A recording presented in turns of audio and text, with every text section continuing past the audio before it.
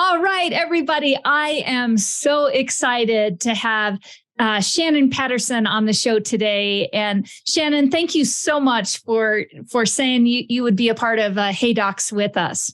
Yes, I'm so excited to be here. Thank you for the invite.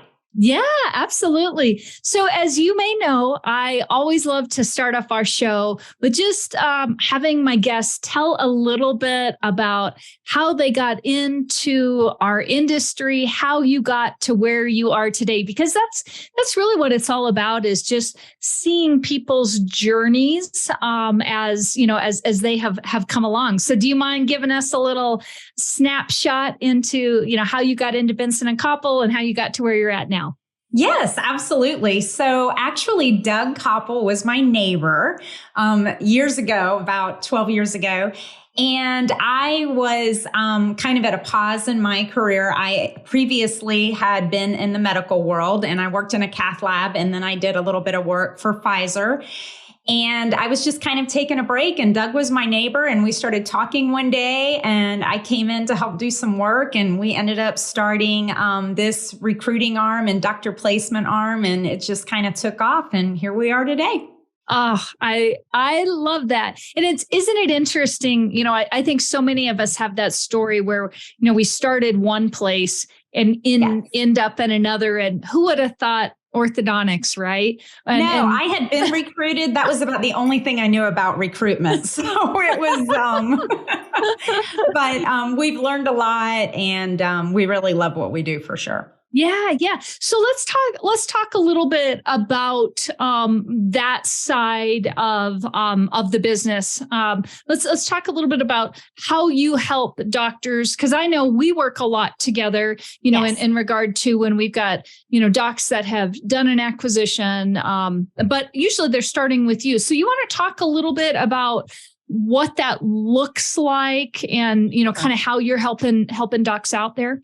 Yes, absolutely. So traditionally, we were a valuation and transition firm, and we started adding doctor placement services because that kind of went along with that. And what we found was there was just this big void of education, of really helping doctors when they come out of residency, really taking that step into their career. And obviously, I think some things that we're going to touch on today, there's been a tremendous amount of change in the industry. Yes. The career path has definitely changed, and there's a lot of factors in that. But originally, we always said that we help doctors start their career, and we were kind of there at the end of the career. But what this has really evolved into, doctors need just a lot of career coaching. So we spend a lot of time with doctors that maybe we helped coming out of residency, and maybe in a few years, they're going to have a career change, a transition. Maybe they're going to purchase something. So it's really evolved. So it seems like, we're talking to younger doctors, we're talking to older doctors, but doctors in between. And I just think we're just a big resource, kind of like you. I mean, once you help somebody and you kind of have that, factor in there, you really have a lot of conversations. So we really, that's what Shane and I see ourselves as, was we're really career consultants and just helping people make those changes, and resources, just, kind of sending them to the people that can definitely help them, like you, for sure. Yeah, for sure. And I love that you say that, because I feel like, as we both know, I think there's so much that unfortunately our clients, our doctors out there just don't know. And it feels very overwhelming and, can feel scary, Yes. when you're looking at buying a practice and what do I need to know about buying a practice? Or if you're on the flip side, you're a doc that's been practicing for a long time and getting ready to sell, but what does that look like? Yes. And, what do I need to do to get ready for this? So I think all of that is great that you guys are going to be able to help them through that. So one of my goals in having you on this podcast is I kind of want to break down both sides of it. If you're good with going on that journey with me. So I'm thinking first, let's start with docs that are maybe our senior docs that are getting ready to think about selling a practice. If you had somebody calling you, like, what are some of the things that you might be talking about? I know I also work on that shoulder, with doctors as well. But when you're looking at it from a practice, standpoint and selling, and then you're also maybe helping them bring in that doctor that's going to be coming in. Can you talk a little bit about that for us? Yes, absolutely. So the first thing I would tell everyone is to start early. There's a lot of factors going on in the market right now. So it definitely takes a little bit longer to find a buyer. It definitely takes a little bit longer to find a partner because you want the right person, and even finding an associate. So any in that realm, if somebody's, transition wise of bringing someone in, but especially when you're transitioning ownership, is to start early. And then the next step would really be to just do an overall review of the health of your practice. It really is kind of surprising sometimes when we start helping people and we start running some practice management reports. And I'm like, oh, you have 17,000 active patients. And they're like, well, no. And I'm like, well, that's what your report says. So we need to try to clean it up. Yes. Really getting ready. Practice valuations require a lot of data that if our firm is representing the seller that we're going to require. But even if you don't use a transition firm, which I highly recommend that somebody would, Agreed. but if they didn't, the lenders and the buyer's advisors are still going to require, all of that information. So it's, you certainly don't have to start that where you start your practice valuation, but it's a good idea to have a pulse on it and start looking at that.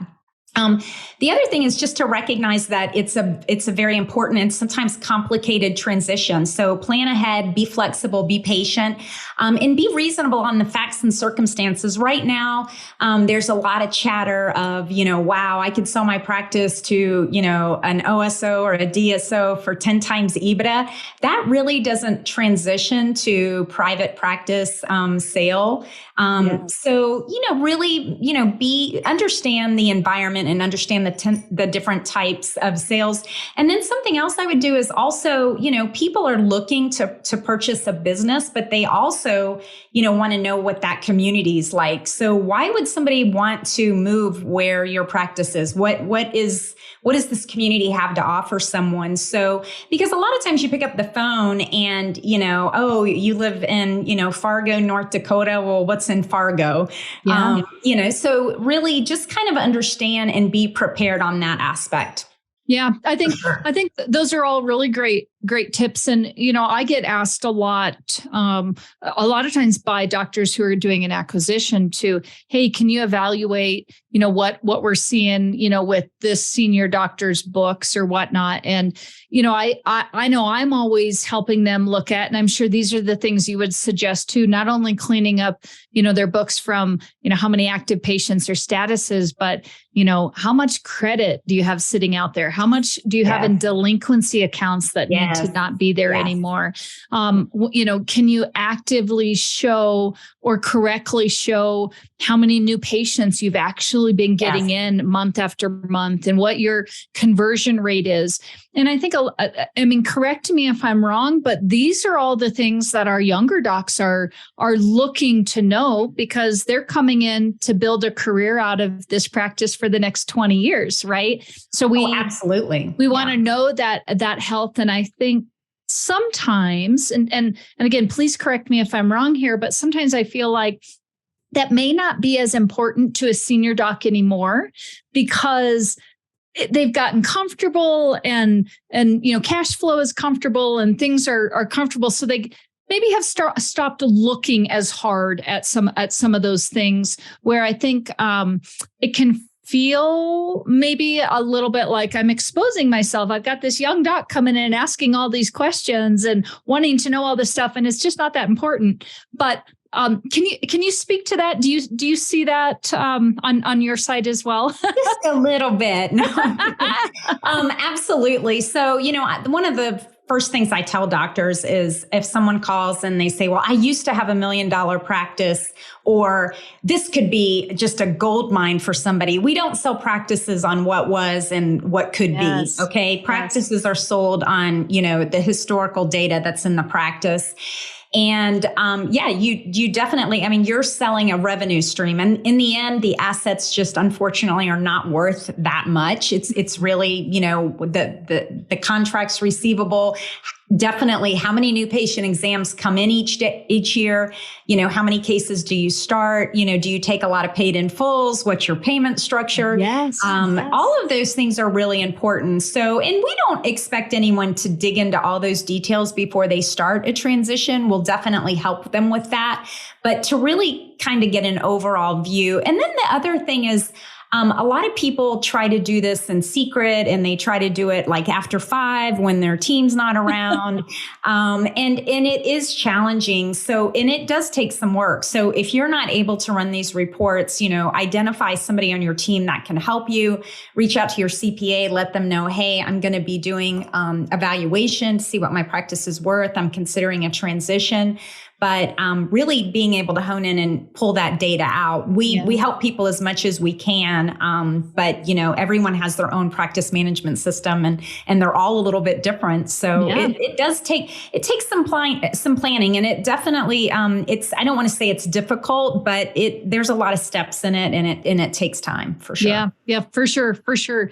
So let's switch gears and think about it from the startup docs. So I know I've got a big audience here that are on that startup realm, and again, I get asked a lot, hey, help us look at this. Even if they're working with you, they still want to know, like, well, Jill, what am I actually looking at, right? And so tell me, from a startup or acquisition, new doc, acquiring a practice view, what are some of the things that you are helping them be aware of, or you think they need to really be paying attention to when they're looking at how to value a practice? Sure. Well, the first thing I always tell someone who wants to purchase a practice is, have you had a conversation with a lender? Because there's a lot of myths out there. Somebody coming out of school, they think if I have $800,000 in student debt, I can't buy a practice. And that's absolutely not true. The bank will be happy to lend you money. Orthodontic practices are very, very successful. The default rate is very low. So don't be afraid of that. But there's also a myth of, the more student debt I have, I probably have to buy a smaller practice. And actually the opposite is true. So the bigger debt you have, probably the bigger practice you need to buy so that it can cash flow. So, when you talk to a lender, you're not locked in, you're not signing anything, but you're just getting some general information of, hey, this is my student debt. What size practice should I be looking at? Because it is a small world and doctors do talk. And so, understanding that. And then the other thing is, decide where you want to practice. There are a few people out there that every time a practice goes up for sale, I'm interested, give me the data. And this is very sensitive information, so we don't disclose it. So again, it's a small world. Doctors talk. And if one name comes up in California and another comes up in Georgia, like, this dude's looking all over the place. So kind of decide where you want to go and kind of try to be specific and intentional. This is very sensitive information, but definitely try to see the practice in action when you go. And again, is this a good area to practice in? You want to get definitely good people involved in the deal. Yes. And you also want a seller that is reasonable. Okay. Mm-hmm. There are some out there, not many, but don't let someone take advantage of you. Who's handling the transition? Yes. Do you have an advisor? Do they have an advisor? If somebody says, I've got a really creative financing plan, run. Okay. Because that's not good. If a bank's not willing to lend you money on this practice, it's probably, there's a reason why. Yeah. So, is the team good? Are they going to stay? Again, visiting that practice, being able to see all of that, in action. Practice modalities. Is this the type of practice you want? Does it have an adult patient base? Is it mainly adolescent? Is it a big TMJ practices or sleep apnea? There's all kinds of different models out there. So, understand what you want. You can always add something, but when something's very specific, it can be more challenging. And then profitability. Profitable practices will value more, but they're absolutely worth it. We have people challenge stuff all the time of, well, this seems to value higher. Well, because it's a more profitable practices. Some practices are, really big. And they're less profitable than something small that, again, you just have to kind of look at those numbers and be more intentional on it. Yeah. So I'm going to take you down a little path here. Let's talk about, what does being profitable mean? When you are looking at a practice, what are some numbers or benchmarks that docs should be looking at when they're looking at different practices? Sure. Well, the profitability of a practice, you really need evaluation, first of all, to really understand that, right? Mm-hmm. Because people can throw out a lot of numbers, but if you have no idea what the overhead is, then it's crazy. And you really need to understand, we always have sample profit and loss statements for people. You can request that for free. It doesn't cost anything. They're online, but really understand, what buckets where stuff goes into. So if a practice has really high overhead, obviously it's not as profitable that something has a really low overhead, but it's also important to be realistic. If somebody who's been practicing for 30 years has a 35% overhead, you're probably not going to be able to come into that practice and run it for 35% overhead. Okay. Yeah. So those kind of things are important. Contracts receivables really, really important. This has become more of a factor because of the way the economy has been in the last, 18 months. We've had a lot of paid in fulls. That's great. And if you're going to an area where people can pay in full, that's awesome. But if you're buying a practice and the patients are paid in full, you're really seeing a lot of patients that you're not collecting that revenue on. Yes. So, a good indicator of a healthy practice is if you do $1 million in production this year, then I should have 45 to 60% of contracts receivable to collect over the next, 18 months. Yep. And, so if I'm doing $1 million practice, I should, if we took a rough number, $500,000 in contracts receivable, mm-hmm. somebody is buying a revenue stream. They're buying a practice. They're going to do the work and collect the money that's due. Yes. And then at the same time, they're also going to continue that new patient flow and starting new patients. And so by no means is a practice that has a lot of paid in fulls bad, but it's a health indicator and it's something to look at. There's a difference in patients who paid in full and patients who are done paying and still in treatment as well. So again, yes. Just having an advisor to explain those things to you can be extremely beneficial. Yeah, that's great. And I think that these are all those little things that docs, may not understand, and I really feel like, when you're working with a team, you really want to be, having everybody look at everything. So it's not just the P&Ls, right? And it's not just the reports out of the operating system. It's both combined and really taking a look at that and saying, okay, what am I really getting here? And then, I think a hard part too is, unfortunately, correct me if I'm wrong here, but I think a lot of times, sometimes our senior docs are going to put a lot of value on what's in the practice. And, the goodwill that comes along with the practice, but that's a really hard, tangible thing, especially if you're not depreciating out anything anymore. And, it's 20 plus years old. And, so there's value to it, but you really have to understand what you're buying and how that's all put together. And I know you guys do such a good job at really breaking that down and making it understandable for our docs out there, and understanding really, okay, how are we coming to, depending upon which side you're working on, how are we coming to, to that number? So No, absolutely. And there's really two parts to that, as you know, working with young doctors, but evaluation is great. And it's a good indicator. It's a trust document of this is what my practice is worth. This is the profitability of my practice. But the second part of having cash flow projections to really understand, if I buy this practice, what is my actual income,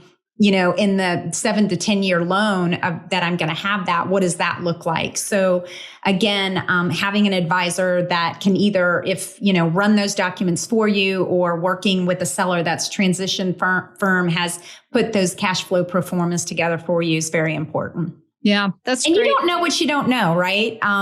So, you guys have gone to school to be great clinicians, but this is something that you don't do every day. So you really do need somebody who does this on a regular basis to help you understand that. Yeah, for sure.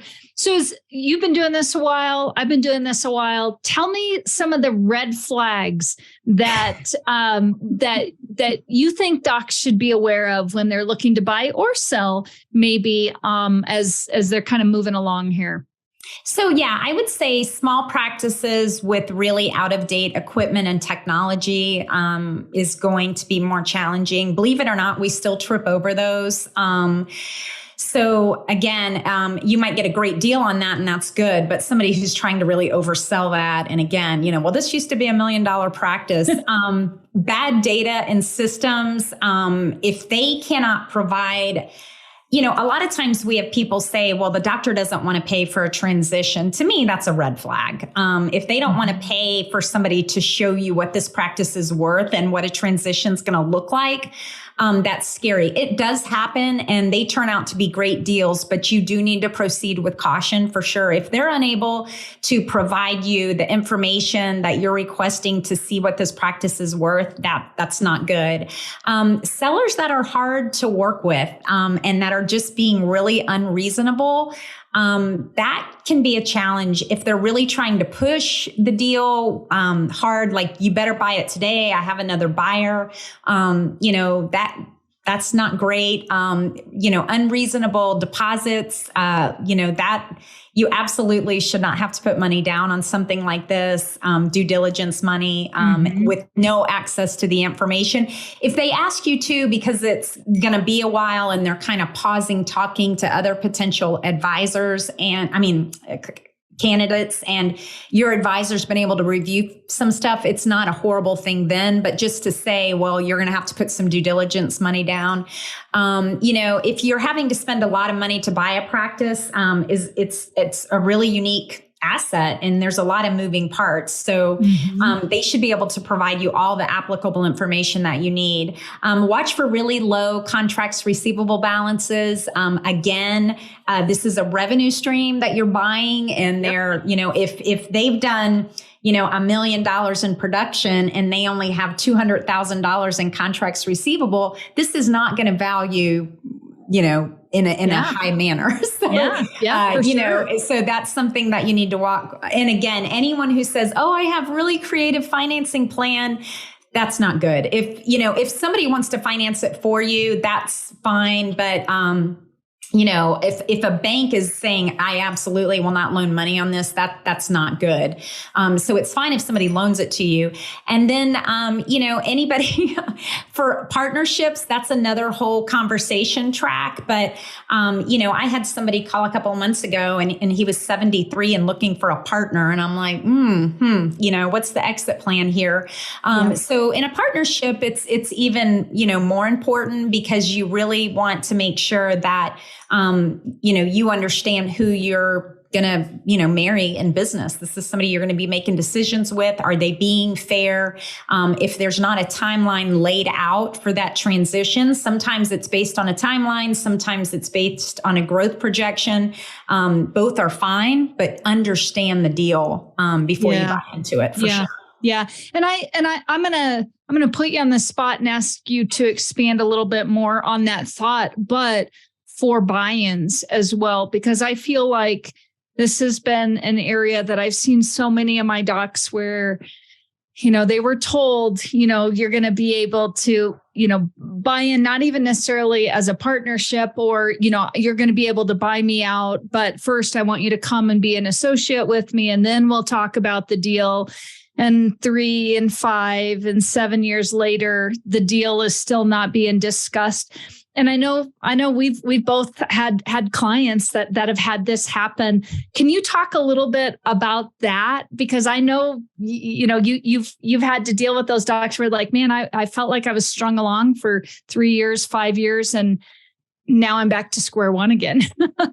Yeah. And that's a great question. And to even expand on that more, the elephant in the room is, I went to this doctor and there was a transition plan at the last minute. They sold to an OSO. Yes. So that's happening. And it really stinks. But essentially, if you're going into a partnership and there is not transition documents done, then you're going to be an associate. Okay. And let's just be real clear about that. Sometimes you date to date and sometimes you date to get married. And, if you're going into a partnership and somebody's not treating you, good in the beginning or during the dating process, things are not going to get any better, right? Because over time, that just kind of bleeds through. You're always going to have, so we only represent, if we say something's an equity-minded partnership, associateship or a partnership pathway, then we require that client to do a, valuation and a transition plan. And every transition plan is different. Every buy-in is different. There's not a wrong or right. It's just, again, that both sides understand it. But you're always going to start that off with an employment agreement. And there's not going to be any promissory of a buy-in in that employment agreement. And a lot of unfortunately, a lot of buyers think, well, that's only beneficial for the seller, but that's not true. If there's something in that document that says you're going to buy in and then you decide this is really not the practice I want to buy into, things have not really been what they said they were going to be, then all of a sudden that doctor could sue you and say, well, I only hired you because you said you were going to buy in. So you want to be careful of that. So there is some faith involved, for sure. Yep. But if somebody's not willing to say, hey, this is the health of my practice, this is the number we need to be at before a buy-in triggers, and we're going to work together. I've showed my cards. You come in and work hard and act like an owner, and and hopefully it's going to come to that. If you don't have those documents, again, you're only being an associate. Unfortunately, people do change their mind. We are seeing some language, and I know, sometimes the sellers want to hear, the buyers don't, and vice versa. But we are starting to see some language that if you are entering into an employment agreement that does have transition documents for you to do a buy-in, and then they do decide to go with specifically a corporate model, that there is some monetary back end on that. Because typically you are taking less than you would at an OSO because you can see the cash flows and you can see, well, if I buy in and become a partner, I'm going to make, $225 in year 1 and 2. But in that third year, when the buy-in triggers and over the next 5 years, as I buy in, you see that incremental cash flow go up, up, up. And if the rug's kind of pulled out from underneath you at the last minute, then, maybe you should get, a $25,000 bonus that year or more. So we're starting to see some language in that, and again, some people will be happy about that. Some people won't. But, at the end, I think it's fair. If you've had this person come and move to your community with the intent of becoming a partner and you changed your mind, and doctors do change their mind. I mean, this is America. I mean, it is crazy what some of these multiples are right now. And, it's very lucrative for the seller. And a lot of times they make a deal for the associate doctor to still buy in. But again, that's not wrong or right. It's just a matter of understanding it and it being fair for everybody. Yeah. Yeah, that's such good information. And I know our listeners just got a lot out of that little snippet there, because I think you are right. Things are changing. We are seeing, different things going on in our industry. And it's just good to, everybody's got to protect themselves, but you've also, got to be cautious too, as we're moving forward. And I think just fortunate or unfortunately, we're seeing a lot more OSO, DSOs, coming on and being able to purchase practices, doctors selling out to them or whatnot. And so it leaves some of us, some of the doctors out there in kind of a crazy situation that they didn't think that they would be in. So that's good information. Yeah. So and to add on that real quick, Yeah. Jill, I always tell young doctors, if you want to be a partner, come in and act like a partner from day one. You know, a lot of young doctors will say, well, I don't really want to, have them make all this money off my back, and then I don't get to become a partner. Well, it doesn't work that way. You have to go in and show. And if they're not fair and reasonable and it doesn't happen, you've still learned a lot and you gave it your all. And on the flip side, I tell, the doctors who want an associate to be a partner, well, treat them like a partner from day one. Let them see new patients. Let them know what's going on in the health of the practice. If you have a growth indicator, let them know on a regular basis, hey, we're inching up, or we're staying the same, or we're lower, but, communicate and talk. But, you really, both parties have to be very fair in a partnership deal, for sure. Yeah, that's great. That's great. So let's talk about the health of the industry. I know, you guys are who I go to kind of get that pulse of what is going on.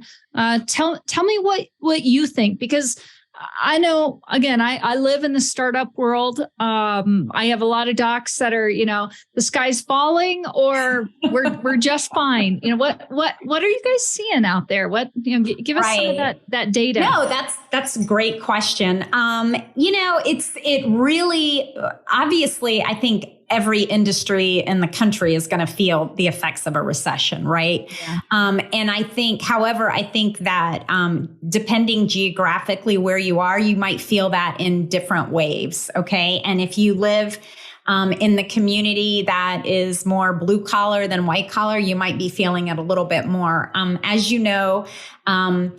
inflation is just killing states. Some states are paying a much higher inflation rate for their residents than others. And Colorado is one of them. I think you guys are paying like $1,000 more a month than you were for the same goods last year. That's a lot of money. It is. So everyone's going to feel it. But the data shows from previous recessions and economic downturns that people are still going to seek orthodontic treatment. Okay.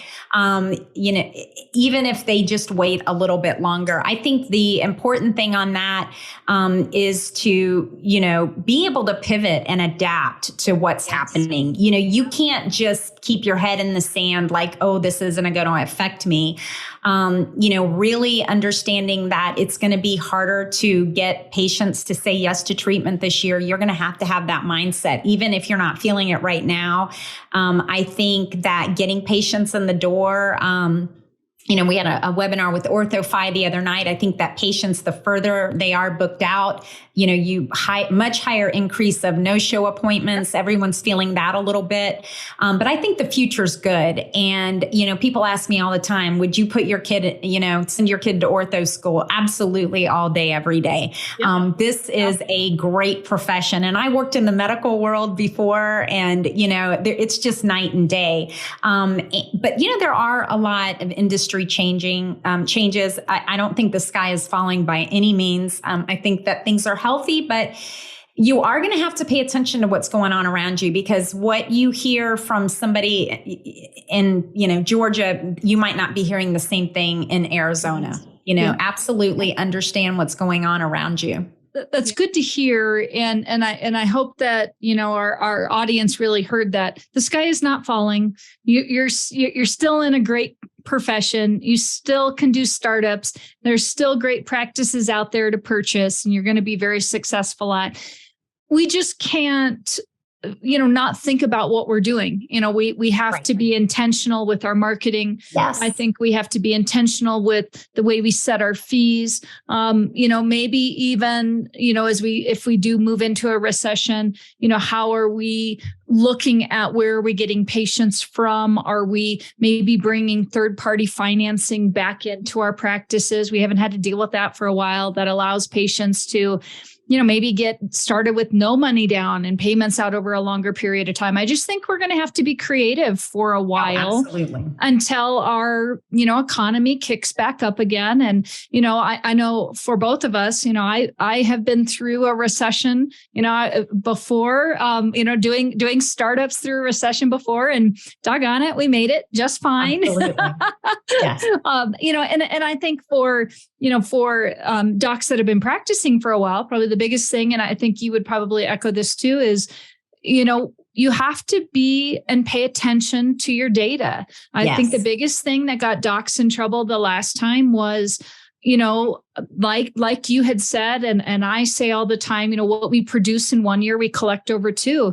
Well, if you're, still collecting over 2 years, or a year and a half's worth of past AR, and your production hasn't been going up because you weren't paying attention to the fact that your new patients weren't coming in, and you're pulling back on your marketing efforts, and you're this, that, and the other. And then you're like, oh, what happened to my practice? Well, we weren't doing the work to pay attention to the data. Right. And I think that's it. Just, buckling down and paying attention to what's coming at us in this next years. Yeah, absolutely. And I think, paying attention to, I don't like to use the word delinquency, but I think you said some really important points there. I think that flexible payment options are going to be huge for starts. I think that if you require $1,500 down and the person down the street doesn't require anything down, you might not have thought you would have lost a patient to that before, but you might now. Yep. And I also think, again, if anybody gets behind on payments, waiting until you're at that 60-day mark is really, really dangerous. So you have to have somebody staying on top of that. Most of everybody is signed up for automatic draft payments, but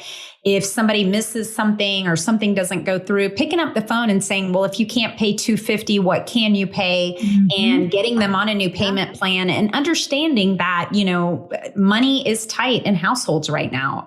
There's just not as much cash. People are putting a lot of these inflation costs on credit cards, and they're using up their savings that they really built up. So understanding, and again, marketing to what's happening in your community, what's going on, how can I help and let my patients know that I'm part of that.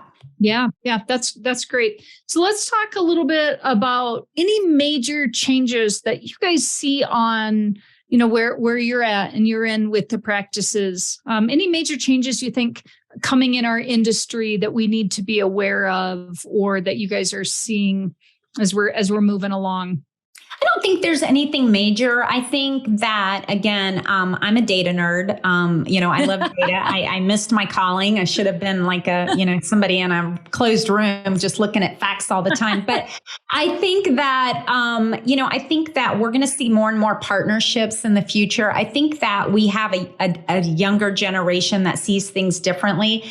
I'm a big advocate for younger doctors, and you constantly hear things like, well, they're lazy. They don't want to own a practice. They just want to be employees forever. That is absolutely the farthest thing from the truth. I would 100% agree with you on that. What they don't want is they don't want to buy a practice and be, henpecked by a team and have to go through a pandemic by themselves and have to, go through everything that we've just kind of had to endure the last few years.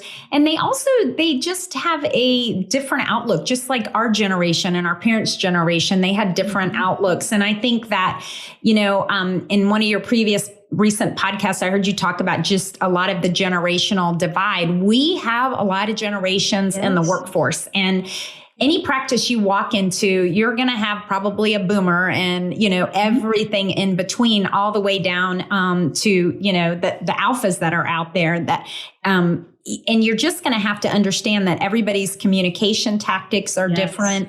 But really, I think that this younger generation, they're going to be drawn to partnerships. That doesn't mean they're going to be employees, but I think they like the idea of the camaraderie of working with someone, especially as we see this gender shift that's happening. We're now 56% female on the resident side. So we're having more and more shift in this industry. And when you look at the pedo model, 69% female, and rarely do you trip over a solo practice. And there's a reason, because they like the flexibility of being in a partnership or a small group practice. And so again, I don't want people to take that away and think, oh, well, they're all going to be part of, corporate and affiliations. That's not true. They all still want equity, but they might not just be drawn to the solo model. So that's probably the biggest thing, is we're just seeing, that solo model, it's not going away by any means. It's still very strong, will always be there. But younger doctors, tend to maybe like having a small group practice.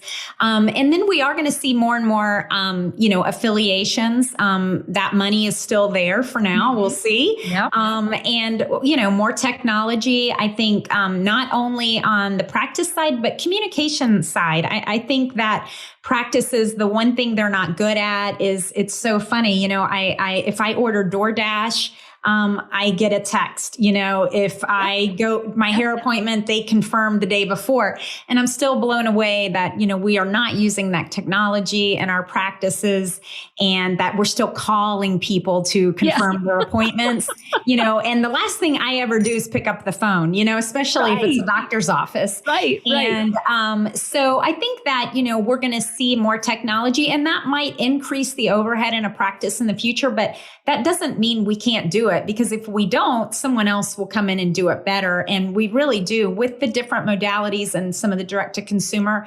The one thing they are really, really good at is patient communication. Mm-hmm. Yeah. If you can't make it today, when can you make it? And it's all via text. So I think that technology, not only on the treatment side, but just patient communication, online and appointment booking, virtual format, all that stuff. Yeah, I could not agree with you more. And, I think we're just going to continue to see in our industry more and more third party companies that are filling, maybe even employee roles that we had in our practices before and whatnot. And I really see what I see coming, and, living in this startup world primarily is, we're seeing, instead of maybe 5 employees, we may have 3, and 2 of the positions are outsourced. We're still managing those, outsourced, but it's just really defined and refined offices, I think, are going to be what we're going to see in the future. We're going to have truly core team members in our practices. And then I think we're going to continue to see just that shift in the P&L where, the expense is still there. It's just a different expense put in a different place on our profit and loss statements. Very much so. And I think right now, that hospitals and big medical group practices, 35% of their employees are now a hybrid model, because if it's not a patient interfacing role and it can be done remotely, they're allowing that. The one thing I didn't touch on that I think is important, that is a concerning issue I think I see in the market right now, is everybody wants to go to big metropolitan areas. And we're seeing, just like the hospitals, we're seeing people not want to go to rural practices. We have some sellers in more remote areas and rural places, and they're just having a hard time finding a buyer. So I would say, and I do say to the younger generation, don't be afraid to go to a rural market. Not everybody can live in Denver, right? Yeah, but you can go visit Denver. Yes, exactly. But you could have a practice, 2 hours away from Denver and work 3 days a week and make as much money who's working, 6 days a week inside the city. So I think that that's a concern, because I think that it creates access to care issues and everything. But I think the healthiest practices sometimes we see are in rural markets, because they don't have the same level of competition. And it's, they don't have as many staffing issues as there are in the big cities.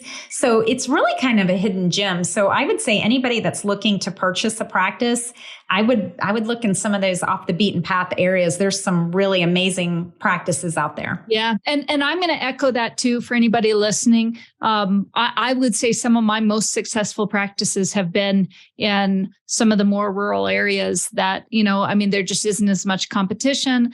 They're staffing for sure. When we look at team members, there's just a lot of benefits. And if you're in a place where you aren't tied to an area, and, you are in a place where you could get in and put yourself down into a new community, and you still like to travel, still like to go do all those things. You're only an airplane ride away from really great things, but you could have a really great opportunity. So I think that's really great that you brought that up, because I 100% agree. And I think sometimes even, I've got a lot of docs that want to, like you said, drop down in the heart of big areas and, certain cities and whatnot. And it's just hard. It's harder than you think to really try and carve out a place for yourself when there's a lot of competition around. No, absolutely. And I think a good indicator of that is just to look at kind of what's happened in some of these really big metropolitan areas and states that just lost massive, amounts of population, is because the areas just became, absolutely unaffordable for people to live. And the one thing about this career that is, you're going to fix crooked teeth, and you have to have a population that can afford to fix them. And so when areas cost of living is just so out of control, and the population is going to suffer in that area. So it's mindful to take note of that now. If you're an employee, that's fine. But if you're a business owner, you have to have a pulse, and not what's only happening now, but what does this demographic look like in 5 years and 10 years? Is the state death rate higher than the birth rate? All of those things. But if people cannot afford to live there, it's going to be an issue. So that's why, again, looking in some of those areas that don't have as high of a cost of living, that's where families ultimately, are going to be, because they have to be able to have a place to live and be able to afford it. Yeah. That's great. Such good insight there. So let's say somebody, didn't know about, a lot about Bentson Copple, but now they're like, "Ooh, this is great." How do they find out more about you? How do they know when you guys are listing practices? Kind of walk us through that and talk to our audience about, if they want to find out more, how they can do that. Sure, absolutely. So obviously we have a website like everyone. So Bentson Copple Associates, you can Google our names and also find us. Residents, we have a resident only Facebook page that is really helpful. It's out there to help them, ask any question they want and not feel like they're going to be penalized for it. But absolutely, we're on social media networks as well, but definitely just Google us, and you can find our website and get our contact information. Yeah, that's great. Well, Shannon, it's been an absolute pleasure. You just gave us so many good things to think about. And I know that everybody who's listening was like, "Oh, that's exactly what I needed to know right now." So thank you for that. Good. Absolutely. I'm glad I got to share. Yeah. So as I like to finish up all of my podcasts, I like to do a little speed round. Are you ready for the speed round? I'm ready. I'm excited about this part. All righty. So let's start with describe your style in one word. Well, I would normally say boring, but today of all days, I decided to wear a leopard print shirt. So that's probably not the best answer, but I'm still going with it. So I love just that. Traditional. We're going raw today. I know, right? How about, what are you listening to or watching? Oh, that's great. So I love true crime podcasts. So I always listen to those. Yes, I always listen to True Crime Garage and Vault Studios. And I love documentaries. So any kind of documentary, I'm all in, and Ken Burns especially. Ah, great. Wonderful. What do you do that's just for you? I fly fish just for me. So anytime I can, yes, I absolutely love fly fishing. And it is a time that really kind of recenters me and, gets me back to where I need to be. Yes. And I am going to say, when you come to Colorado this summer, one time, you're gonna take me out on the water with you. I know. Absolutely. Now, I love Colorado. Great blue ribbon water out there for sure. Awesome. So, what's your hidden talent? My hidden talent. Well, let's see. I'm a therapist for orthodontists. No, I'm kidding. Me too.